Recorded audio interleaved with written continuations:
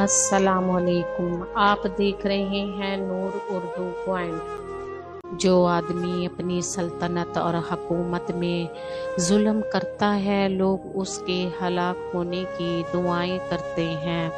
اگر تم موت کی رفتار کو دیکھ لیتے تو امید سے نفرت کرتے اور کبھی ان کو پورا کرنے میں مصروف نہ ہوتے۔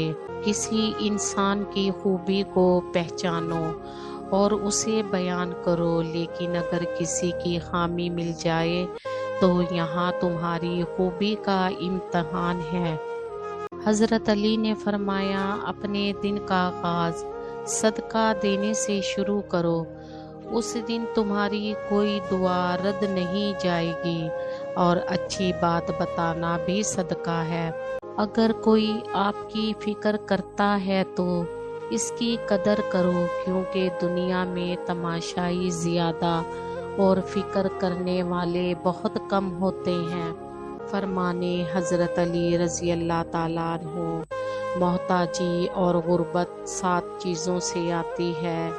1 جلدی جلدی نماز پڑھنے سے، 2 کھڑے ہو کر پانی پینے سے، 3 منہ سے چراغ بجھانے سے، 4 آستین سے یا دامن سے منہ صاف کرنے سے، 5 عصر کے بعد گھر میں جھاڑو دینے سے، 6 دانتوں سے ناخن توڑنے سے، 7 فجر کی نماز کے بعد فوراً سونے سے۔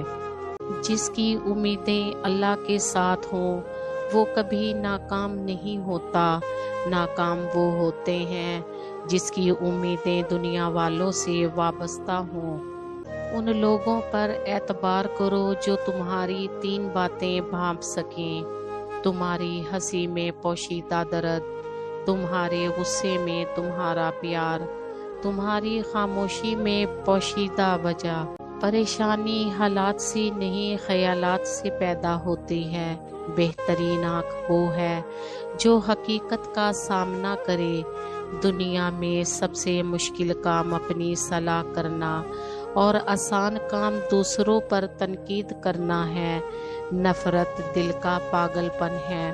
انسان زندگی سے مایوس ہو تو کامیابی بھی ناکامی نظر آتی ہے۔